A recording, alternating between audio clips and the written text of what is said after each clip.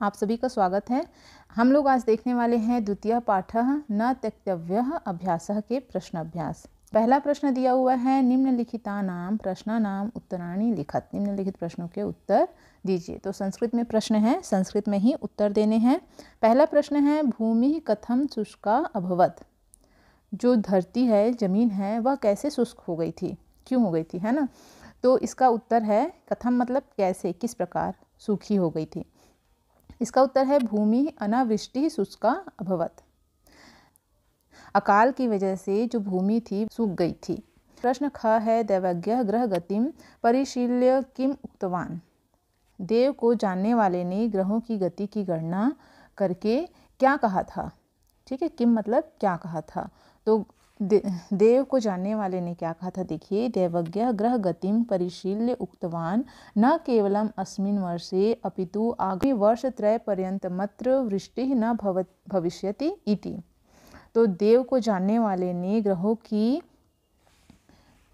की गति की गणना करके कहा न केवल इस वर्ष बल्कि आने वाले 3 वर्ष तक यहाँ वर्षा नहीं होगी। अगला प्रश्न है ग अनावृष्टौ ग्रामवासिनः किम अकुर्वन्। अनावृष्टि के कारण, अकाल के कारण ग्रामवासियों ने क्या किया। इसका उत्तर है अनावृष्टि ग्रामवासिनः सर्वे जीवनार्थ यत्र कुत्रपि गतवन्तः। अनावृष्टि के कारण ग्रामवासियों ने कोई भी इधर उधर मतलब कहीं भी चले गए। ठीक है, उस गांव को छोड़कर वे इधर उधर कहीं चले गए। प्रश्न घ है कृषकः शुष्क क्षेत्र किमर्थं कर्षति। जो किसान है वह सूखे खेत में हल क्यों चला रहा था, है ना। कर्षति मतलब कि हल चलाना, हल जोतना। तो जो किसान था वह सूखे खेत में हल क्यों जोत रहा था। इसका उत्तर है अस्य कार्यस्य विस्मरण परिहार्थम अहम इदानीमपि कर्षामि इति कृषकः शुष्क क्षेत्र कर्षति।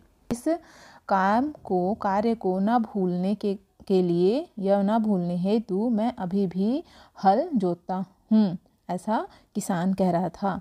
कृषका शुष्क क्षेत्र कर्षति, और इसलिए किसान सूखे क्षेत्र में हल चला रहा था ताकि वह अगर वर्षा हो तो वह हल जोतने का कार्य जो है वह भूल न जाए, इसलिए वह अभ्यास करता था। अंगा है मेघा सर्वान मेघान आहूय किम प्रार्थनाम अकरोत्। मेघ मतलब बादल ने सभी बादलों को बुलाकर क्या प्रार्थना की। तो इसका उत्तर है मेघ सर्वान मेघान आहूय कृपया वर्षन्तु इति प्रार्थितवान। जो मेघ है, बादल है, वह सभी बादलों को बुलाता है, उनका आह्वान करता है और उन्हें कहता है कि कृपया वर्षा करो। क्यों कहता है, क्योंकि वह किसान को देखता है जो सूखे खेत में हल जोतता है। उससे उसने प्रश्न किया था कि तुम सूखे खेत में हल क्यों जोत रहे हो।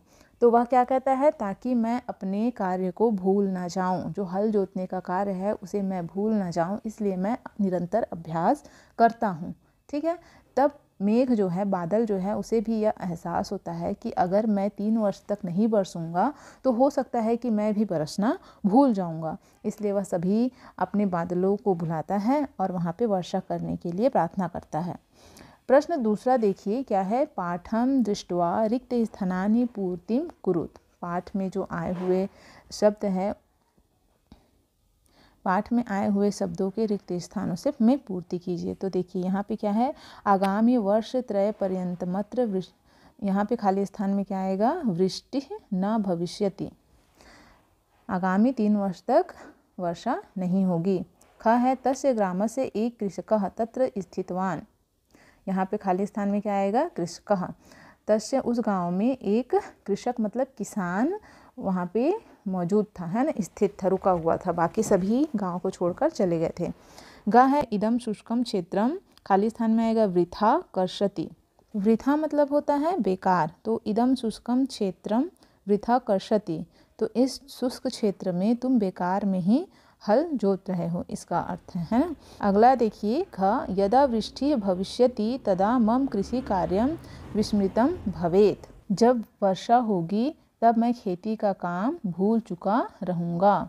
विस्मृतम मतलब होता है भूलना। ठीक है, अगला है ह आनंदेन स्वक्षेत्रे कृषि कार्यम, खाली स्थान में आएगा आरब्धवन्तः। आरब्धवन्तः मतलब क्या होता है? आरंभ किया। ठीक है, आनंद से अपने स्वक्षेत्र मतलब अपने खेत में कृषि कार्य, आरब्धवन्तः का अर्थ होता है आरंभ किए। अगला प्रश्न है अधोलिखितानि कथनानि कः कम च कथयन्ति कथानि कः कम कान, मतलब कि नीचे लिखे हुए जो वाक्य है वह किसने किसे कहा। तो यहाँ पे देखिए पहला दिया है अत्र त्रिवर्ष पर्यंतम वृष्टि न भविष्यति, यह किसने कहा था? यह दैवज्ञ मतलब देवों को जानने वाले ने कृषक से कहा था। ख है सर्वे विषयाः मया ज्ञाताः एव, यह किसने कहा था कि सभी विषय के बारे में मुझे ज्ञात है, यह किसने कहा था? कृषक ने कहा था मेघ से। साधु साधु, यह कहा था अच्छा अच्छा मतलब साधु साधु मतलब कि अच्छा अच्छा, मेघ ने कृषक से कहा था। अहम अधुना एव वर्षामि, किसने कहा था? मेघ ने कहा था कृषक से। आठवां है कृपया वर्षन्तु, कृपया वर्षा कीजिए बरसिए, यह कहा था मेघ ने सभी मेघों से, सर्वान मेघान। ठीक है, अगला प्रश्न है स्तंभ मेलनम कुरुत, तो जोड़ी मिलाना है यहाँ पे हमको। तो सुवृष्टि मतलब कि अच्छी वर्षा में क्या आ जाएगा? अभवत। पान जलस्य यानी कि पीने योग्य पानी का भी अभाव हो गया, तो यहाँ पे आएगा अभावः। शुष्क क्षेत्र में आ जाएगा कर्षति, सूखे क्षेत्र में हल चलाना, कर्षति मतलब हल जोतना। ग्रामवासिना विचारितवन्तः मतलब ग्रामवासी ने विचार किया। अभ्यासो ही परम बलम मतलब कि अभ्यास ही श्रेष्ठ बल है, अभ्यास हमें लगातार करते रहना चाहिए।